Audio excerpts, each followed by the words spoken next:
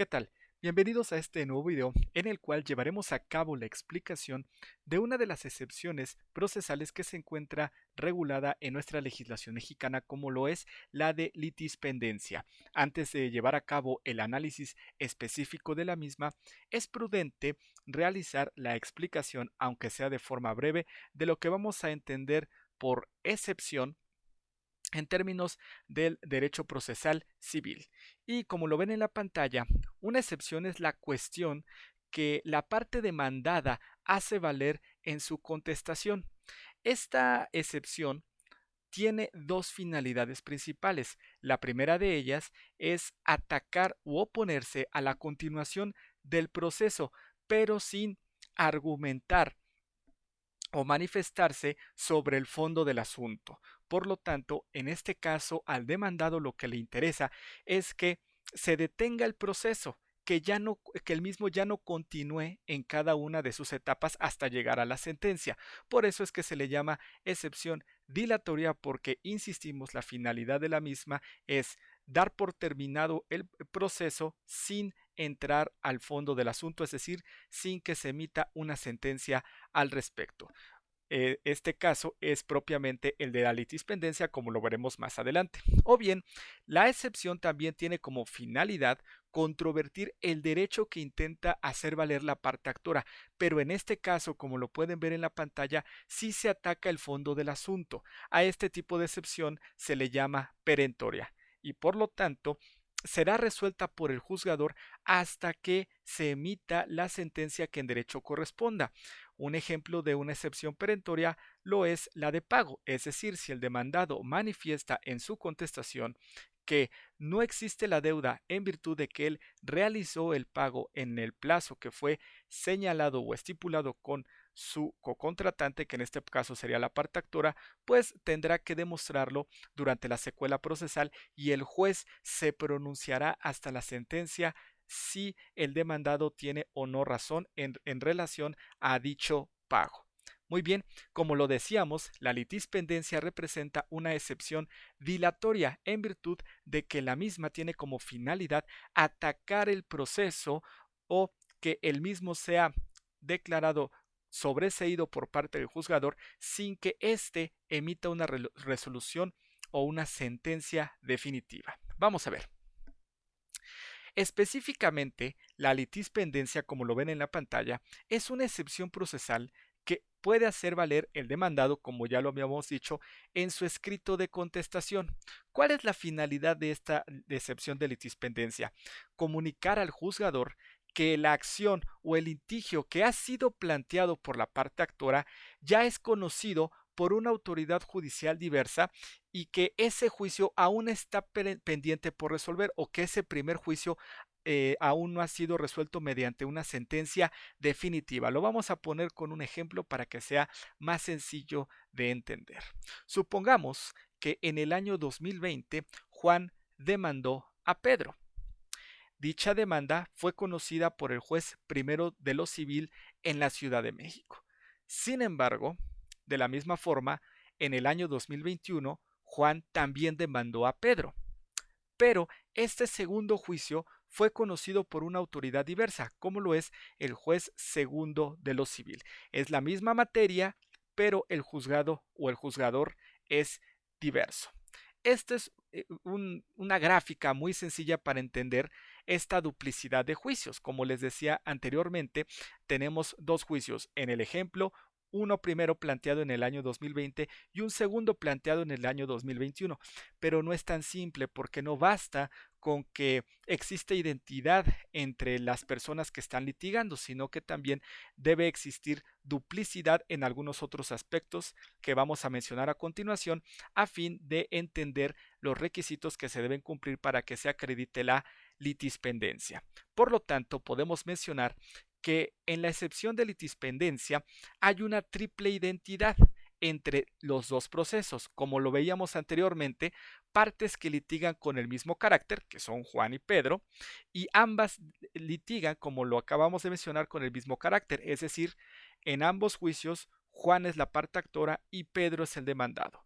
También hay identidad de acciones deducidas y objetos reclamados, pero vamos a desentrañar esto de una forma más específica para que ustedes lo puedan comprender de una manera más adecuada.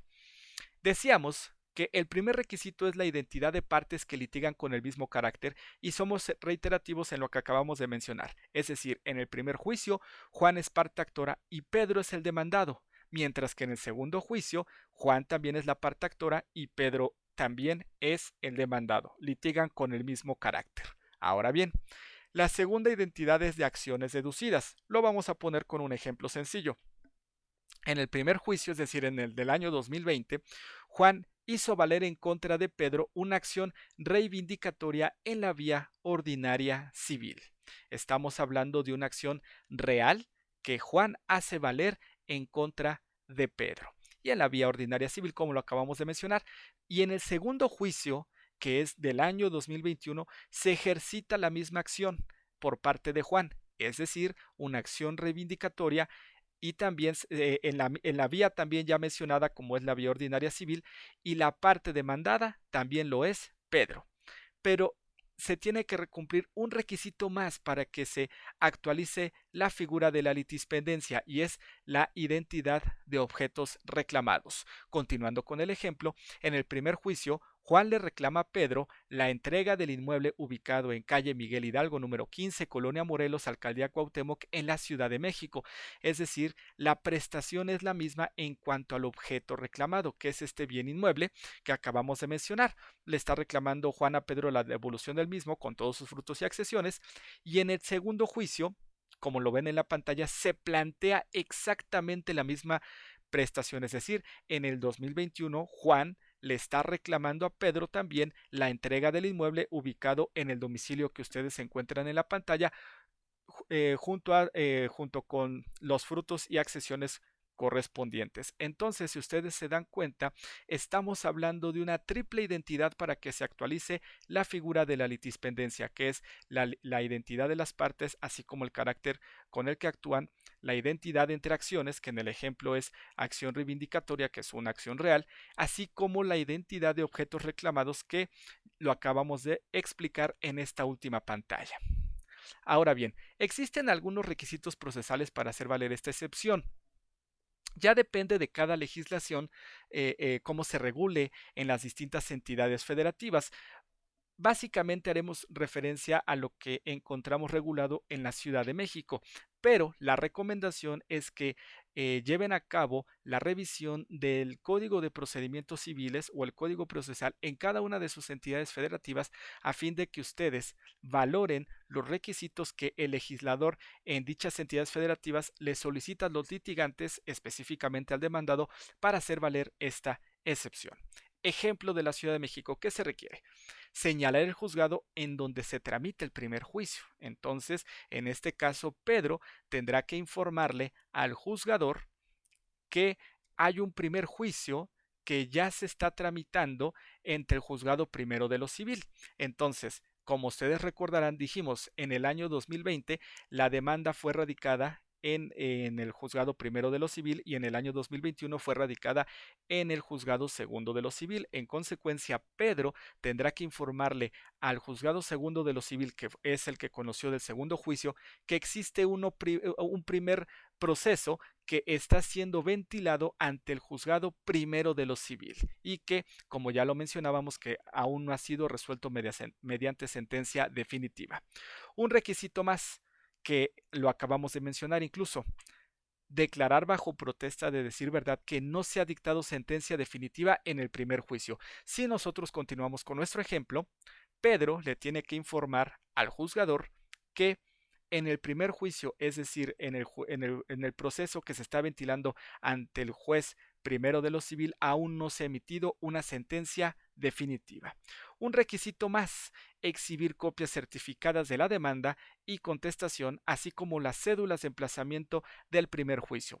Dicho en otras palabras, para que esta excepción sea procedente ante el juez segundo de lo civil, es decir, el que conoció del segundo juicio en el año 2021, Pedro tendrá que exhibir los documentos que acrediten fehacientemente la existencia del primer proceso. Como en el caso de la Ciudad de México, se solicita copias certificadas de la demanda, contestación, así como de las cédulas de emplazamiento de ese primer juicio. Toda esta documentación que se ha tramitado ante el juez primero de lo civil se tiene que exhibir por parte del demandado, que en el ejemplo es Pedro, ante el juez segundo de lo civil para que este último o ante este último se haga valer la excepción de litispendencia.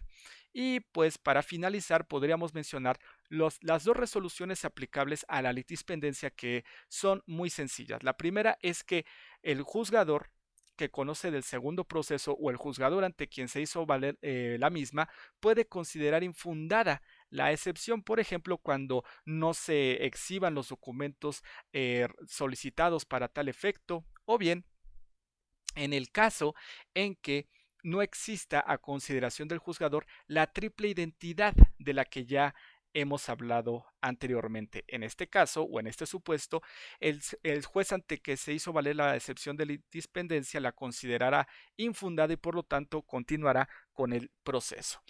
Y la otra posibilidad relacionada con esta excepción de litispendencia es que el juzgador que conoció del segundo proceso declare fundada la excepción porque considera que sí se actualiza la triple identidad de personas, de acciones y objetos, y además que está debidamente acreditada la excepción de litispendencia con los documentos que le fueron exhibidas para tal efecto, o incluso con una revisión judicial o una inspección judicial que se lleve a cabo respecto del expediente del primer juicio.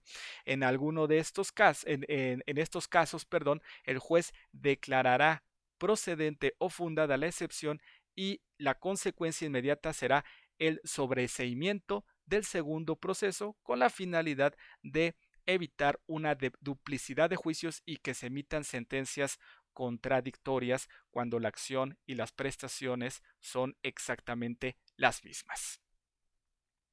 Con esto concluimos el video que teníamos preparado para esta ocasión, y como siempre los invitamos a que se suscriban a nuestro canal y activen la campana de notificaciones con la finalidad de que estén enterados sobre el nuevo contenido jurídico que subamos a nuestro canal. Muchas gracias y hasta la próxima.